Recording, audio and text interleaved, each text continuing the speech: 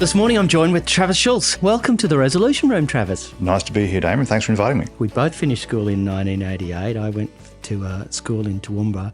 I think you're 2 years more senior. I was admitted in 96. You were 94? That's right, yeah, December 94. December 94. No stop off at uni for you. You went straight from school into articles and did the 5-year articles. Yeah, I did. That was a bit of a challenge, but I think that there were some advantages in doing it the hard way. You missed a social life and a few toga parties, but you certainly had that opportunity to get more experience along the way. So I don't have any regrets about that. Yeah, it's interesting. When at the time I was admitted after even 2 years in a law firm, and I was like you in a small general practice, a lot of crime, you have a lot of real experience.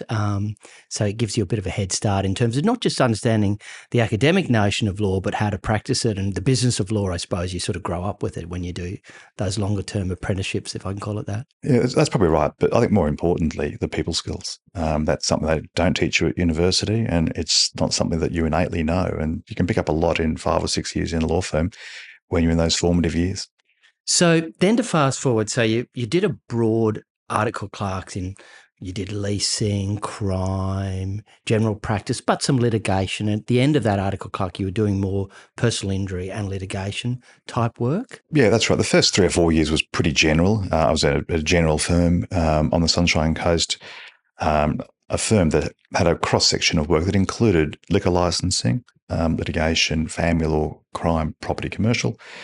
And that was back in the days where you're kind of a bit of a jack of all trades. They took the view that you didn't want to put all your eggs in one basket in case, one sort of field of law was no longer available. You had others to fall back on. That was the consensus view back then. I'm not sure that would hold water these days, but that was what we did. And so you tended to get rotated a bit and tried all sorts of areas. But it was really injury law that I sort of gravitated towards, over time, over the course of my articles. Yeah.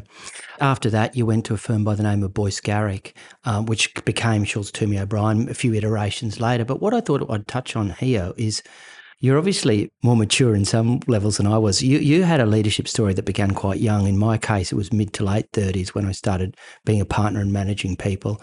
And I'm glad about that in the sense that in my own story, I think I probably needed that time. I wasn't as well equipped as I became later. But your leadership story started when you were 28, wasn't it? Or thereabouts in your late 20s? 26. Yeah, right. So I went into equity partnership at 26. A few reasons for that. I sort of had a strong practice in personal injuries law at that stage that I brought across to the firm. And I guess because of that, I was given the opportunity, since it was my field, my area, and I sort of had the client base. Given the opportunity to go into partnership at 26. There were 4 equity partners in the firm at that stage. It was only a small firm. For whatever reason, the partnership formed the view that we needed to split responsibilities for a time. And then as that proved problematic, by the time I was 28, they decided that one of us needed to be a managing partner to juggle everything. And I was sort of put in that role because the others had their individual skills that probably didn't match the matrix that we needed at that time. The idea had been that we would rotate the managing partner role every couple of years, but it just never got rotated. I got stuck there. And so I've been trapped in that managing partner role since I was 28 years of age, unfortunately. Yeah, that's really interesting. And did you feel at the time you took it on, did you feel really well equipped to do it? And or with hindsight, do you look back and realise, gee, I was green? Oh, I was out of my depth. Yeah. So far out of my depth. But, you had to learn as you go, and there's no better way than learning from mistakes, I guess, as long as those mistakes aren't too big. Obviously, I wish that I knew then what I know now. We all do. I was far too green for that role. I was fortunate that we had a really good business manager. He was ex-military. He was a systems guy. And so that really did provide good scaffolding for me in terms of a framework for managing the business side of the practice. But look, it was a great opportunity. It was rare, obviously, to be given that level of responsibility in, such a young age. But it was just circumstances, and the opportunity presented itself to try and drive the practice in a particular direction, and I guess that's what I did. Fairly soon after you finished your articles, you were in a managing partner role. Did you draw on your articles in terms of what was good and what good looked like and how you wanted it to be different? Conversely, my articles taught me what I didn't want to be. The behaviours I saw during my articles, I swore black and blue. I would never indulge in myself when I had responsibility for managing others or having an article clerk. He was a great man. My late master, who died a few years ago, he came from a police background before he went into law, and he had a particular view. He came from Kenya, and I guess his background and upbringing was different. The way you dealt with people, you treated people, particularly your subordinates and those that were your mentees. The way that the experiences I had almost broke me as an article clerk. There were times when I spoke candidly with close friends that this might not be for me. It's just so awful. And it wasn't the law. It wasn't the clients. It wasn't the work. It wasn't the hours. It was the behaviours. Yeah.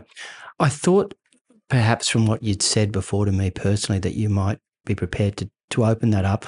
I had a similar experience in the sense that when I started a firm with a business partner, I was about 35, 36. And what was telling for me was exactly that, what I wanted to do differently from the various experiences that, and not just, of course, in my articles, but also in some of my early junior solicitor experiences, what I wanted to be and how I wanted to be different. It was actually more telling for me. So when people talk about mentors, I often refer to the fact that, I've got a lot of positive ones, but lots of ones that I really valued in terms of certain skills, but others that were really positive for me in terms of how I didn't want to go about things. And it sounds quite a similar story in your case. Absolutely. But look, I've had some great positive influences throughout those early years as well. Some of the people that I had the privilege of working with, both internal and external stakeholders, learned a lot. But really it was, I guess, the opportunity to be hands-on. When you have that opportunity for client contact, direct contact, so early on in your career, and you're dealing with people, the skills that you can develop, the interpersonal skills, the emotional intelligence, it really sets you up with a great foundation for your career moving forwards. Yeah, because we've, over the years, did matters against each other, of course, for quite some time now. Your experience at Schultz O'Brien was both management, but also very practice. You were very much on the tools, ran a big practice, and you're grateful for that experience in terms of and you love being a lawyer, huh? It's kind of apparent still in your practice today that you're very much on the tools. Look, I've always been hands-on. Look, I guess you work with your strengths in the sense that I was only good at being a technical lawyer. That was all I was really good at. So you kind of fall back into, where you feel you're in your comfort zone. I loved being that nerdy lawyer and reading too much and always trying to hone technical skills. I enjoyed that, and I guess that was my space. There's a lot more I wish I had done earlier in my career around understanding leadership better, through understanding marketing better, and adopting some of the technologies that probably could have helped to drive things in a different direction. But I've always been hands-on, Damien, and I still am. Yeah, and you're a bit of a law nerd. You love cases and you do lots of summaries, and your people are really specialised. That's something that's really important to you, huh? Look, it is. In my current practice, obviously, that's just our niche. We don't really focus on anything other than just that expertise play and fairness, and that's just where we try to position ourselves. And I guess that's what our expectations are of ourselves internally. Kind of moving forward now, for those that don't know you in the Queensland market, you took the gig at Boyce Garrick that became Schultz O'Brien. You practiced there as a managing partner for quite some years, and then it effectively was. So I was bought by Slater and Gordon, but at what age were you when that happened? When that played out, Travis? So Schultz O'Brien was acquired by that national firm in about 2014. Right. And let's go then now to where you're at, because I think it's really fascinating. So you had a bit of time to reflect and sort of do broader consulting work and just to sort of take stock, which is probably a pretty good break for you because you had leadership so young and you drove a very successful business. So why get back in the game, Travis? And what was that about? And where were you at when you made the move to set up Travis Schultz and Partners? Look, I guess it was a time where Slater's had sort of started to fall apart a bit in terms of some of the decisions that they'd made to invest overseas. A lot of my former staff were sort of falling out of that practice and finding themselves lost because of redundancies and downsizing, or right sizing, as I think the corporates like to call it. As a result, I just decided that, look, I was too young to not do anything much. Doing board directorships was something that interested me, but I lived on the Sunshine Coast and it just meant too much travel. And I thought, oh, well, I'll just start a little law firm with a few of these really good people that I've worked with. And if we could get to 7 or 8 people and have a nice little practice on the Sunshine Coast and a service office in the city, we'd have a great little lifestyle where we could sort of all get by and play golf on Fridays. And that was the vision. And when did it morph into a broader vision then? Did that just happen organically when you assessed the market? It was accidental growth. I never intended to grow the practice. That wasn't the vision. Was 7 or 8 people with a comfortable existence. I guess it really came to the strategy at the time. When I decided I was going to start something up, I had to look for gaps in the market. And obviously that was a time when the corporates were still kind of dominating the visual space with their mass media marketing. And I decided you couldn't compete head on with them. So you needed to find a different space. And given that, my strength was really just in being that nerdy technical lawyer, well, I figured, why not just focus on technical skills, expertise with a much lower fee structure? If you offer a fee structure that's 30 to 40% lower than your main competitors, so to speak, with the expertise, then your value proposition should ideally stand out. And that should avoid the need to market per se and spend on TV, radio, and all those other modalities that get used, and keep your costs down, and you should be able to survive. And I guess my first mistake was my judgment of the size of that gap in the market. It was a much bigger gap than I realised. And I guess we found ourselves very quickly playing catch up. We only ever hired to meet demand to get the work done, and we just kept having to put more people on and more people, and then it was more and more premises, and here we are today. I guess holy shit, what happened? Yeah, and you didn't really have much insight at the time. You thought it would give you a nice space to play in, but you didn't think it would be as big as it is. Clearly. No, it's counterintuitive, I guess, in the sense that if you are going to scale, the experts will say, well, you've got to make sure that you're driving the cash flows that drive the scale you're trying to achieve, and you can afford to pay for the tools that are going to help you to grow and scale your business, and in particular, your advertising spend. We just haven't done that. We've done very limited amount of advertising. We did a bit of outdoor, bit of transit outdoor. That's about it. But it's really that's just a bit of branding, I guess. No, it's just we focused on and continue to focus on what is our point of difference. I've certainly been a victim of that age-old mistake of being a bowerbird and being attracted to the next shiny thing that comes along, and some advertising guru presents some new shiny thing that, oh, look how good this could be, and oh, that's interesting, and hang on, no, that's not my vision, that's not my space, and you sort of veer out of your lane momentarily. Oh, no, back in our lane. So that's something that catches all of us, I guess, from time to time, and we've got to recalibrate and go back to what our vision and purpose is. But I like the work of Michael Porter, who says strategy is as much about what you don't do. And it's really interesting that, because you have to be really clear about what you don't do and why you don't do it. And that's the hard bit when you're growing, when it feels like, particularly when you're getting a few, nice energy in the market, you sort of can move into places where you don't necessarily, and you've got to be really strong about that and really purposeful. Yeah, that's right. And look, we've had to remind ourselves of that. It's been hard to say no. We have just made a decision. We're not going to do medical negligence. We don't want to do that. So we've had to, say no to a lot of people who, you wanted to help, but we're not doing that.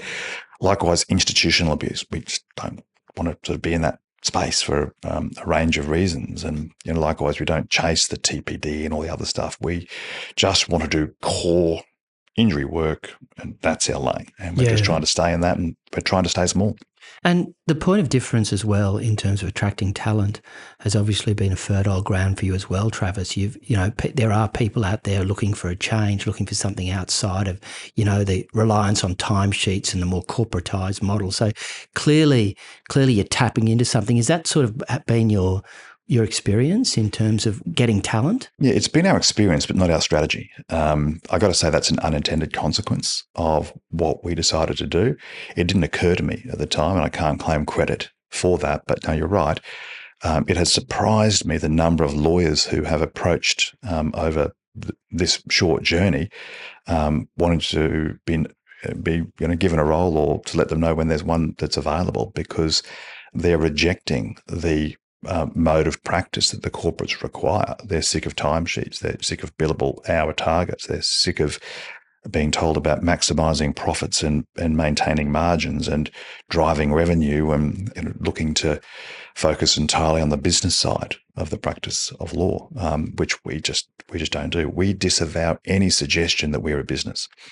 We avoid use of that term altogether. We're a professional services firm. As a result of the focus on expertise and as a result of that focus on fairness and the lower fee structure and the good corporate citizen kind of approach that we try to take, it's attracted a lot of like-minded people. And I didn't expect that, but it has been great to have so many terrific people want to jump on board. And an example of that is that we now have more accredited specialists than any firm in Queensland. We're only small compared to the majors, but we've got more accredited specialists than any firm, not any compensation law firm, any firm in Queensland. And it just goes to show that like attracts like, I guess. And I didn't expect that, but it's been certainly great for culture, and it's been great for hitting the part of the market that we're trying to hit, which was just focusing on expertise. Yeah, it's really interesting. I've seen it play out, obviously, from the sidelines, having looked at your story from 2018 onwards and the remarkable growth. Speaking of, I guess, culture, is that the heart of your culture, an environment where people can thrive, given autonomy and really accentuate their professionalism and their professional expertise? Is that sort of where you're at? Yeah, we're certainly against micromanagement culturally. We want people to grow and have autonomy, but it's got to be supported growth. It's got to be growth where there's also accountability. You can't have autonomy without accountability. And so obviously, these lawyers that, we train and nurture and support have to grow professionally because they're responsible for clients' matters. And at the end of the day, we're here to serve the clients. We give a commitment as professionals, all of us, to do the best we possibly can for our clients. And our clients trust us to do the job for them and to get them the best outcome that, is going to be possible in all the circumstances. And that's not just within our firm, that's all of us. That's our professional obligation, of course. So the lawyers that, we have who come on board who want that culture know that, we're going to give them autonomy. We're going to give them the tools. We're going to give them the scaffolding, the support, and the structure to enable them to achieve great outcomes. But ultimately, the buck stops with them. They've got to give a commitment to make sure that they focus on their own professional development, that they engage with all of the learning opportunities that are there, and that they ensure the best possible outcomes for the clients, because at the end of the day, that's what we're here for. Exactly. Now, going to another interesting topic, which we've touched on, but I want to explore it a bit more, which is the notion of branding or marketing, and really being strong about what you're into. One of the things I think that is a good salient lesson for younger practitioners at times, and something that I've always noticed about you as a similar vintage, is your ability to manage relationships broadly. So you mightn't be on TV or on every billboard, but one of the things that's unique about Queensland is the collegiality in our profession. And we've spoken about your how important it is to be part of the profession for you. And I must say, I found it really lovely to see you guys reach across the aisle quite a lot and build relationships, have dinners. And I've spoken, I think a couple of weeks ago now with Trent. Was that a deliberate strategy? Is that something that just sets you apart? And how do you encourage, I guess, the next generation of people coming up to be as relationship driven so we don't lose some of the upside that we have in Queensland professionally? Yeah, I guess deliberate is probably not quite the right term, but we're mindful of the need to maintain good relationships with all stakeholders. The motto that I tell our people to live by is don't be a dick. And so as part of that, you want to be maintaining good relationships with with everybody. That includes your opponents, because you never know when you need to ask a favour. You never know when you're going to need them for something. If you've behaved badly, if you've been that dick, you can't expect a lot of sympathy. Relationship building is certainly a big part of it. But I think it's all more broadly. It's because with my little practice, when we started this thing, we didn't have a marketing team. I deliberately avoided use of the term marketing because that's not what we wanted to do. When we ended up we grew a bit and we had to have some structure there on that side of the practice, I engaged a community and brand manager, not a marketing manager, a community and brand manager, because to me, that was what we stood for, community and, of course, your brand that goes with that. So we've never had a marketing manager. Liberty Moore is our community and brand lead, and she's now got a team with her. But so it's, as you say, it's more about relationships, and I would call that community, than it is around marketing. Yeah. Because, as I said, we're a professional services firm. We're not a business. I love that. And I can see that energy from an outsider looking in. The fact that you do get out there and your people, I love the fact that your people are quite active too, on LinkedIn, and there's a sense of you engaging in the broader conversations, which is really important as well, of course. Well, I think it's about leadership. You've got to engage broadly within the profession, with your community, with your clients, with your stakeholders. And so I think thought leadership is part of that. If you want to position yourself at a point in the market where you're trying to lead with expertise, then thought leadership and community leadership is something that really should be a part of that as well. What are some of the biggest mistakes you've made, Travis, as a leader, looking back? Oh, look, I think one of the big mistakes I've made has been to trust without verification, to fail to have rigor around accountability. I think I've certainly, from a leadership perspective, as opposed to a practice management perspective, from a leadership perspective, like many people at times, I've avoided those difficult conversations for too long. There's a problem, but you just haven't had the balls to deal with it as quickly as you should have. And, when you have these, insults on culture, you have to be proactive, you have to be deliberate, you have to be brave. And sometimes there have been occasions where I haven't been brave enough to call things out as quickly as I needed to. And as a result, it's done some damage. But Oh, you're not alone there. I look back on the same issue, and I think at times it's a lot of the conversations I have with people about leaning into these issues sooner rather than later. But there's a human tendency to sort of go, oh, maybe it'll get better, or do I need to? And we're all a bit, it's funny how lawyers can be quite conflict avoidant in that space. We're very good at the posturing litigation conflict, but the conflict that is inherent in those conversations, a lot of lawyers run a mile from. So you're not alone. Yeah, there's absolutely no doubt that we all make excuses for poor decisions and for our paralysis at times. But look, that's I guess a lesson. The road to mediocrity is paved with excuses. And in leadership, when we make excuses, we're letting two people down. We're letting ourselves down, but also the person who needs that feedback. I agree. I've reflected on that, and I've thought exactly the same, which is when I've leaned in earlier, you're doing actually a favour to that person and your culture. And I think, sadly, it's been such a great conversation, but we're running out of time. So I wanted to end on where to next for you, and how's the road ahead looking? More of the same, or? We've obviously reached a point where we're sort of got about 80 odd people in the firm these days. I don't know that we want to necessarily continue to grow. Be nice to obviously just settle and take stock for a time. But look, just see what comes. I love the law. I love what I do. I still feel like I've got plenty to give. I've got the energy. So no, over the next decade, I think it'll be more of the same, although I do hope to find a bit more time to go fly fishing on weekends. Listen, I'd also like to take this opportunity, mate, to thank you for the support you've given me in this transition. It's a big move as a senior solicitor jumping out into a a different space, and I'm very grateful for that, the support of you and your team. I'm grateful for your time this morning. Thanks for joining us and for your insights and honesty, and all the very best. I look forward to seeing the story continue. Thanks for having me, Damien. I appreciate it, mate. Pleasure. All the best.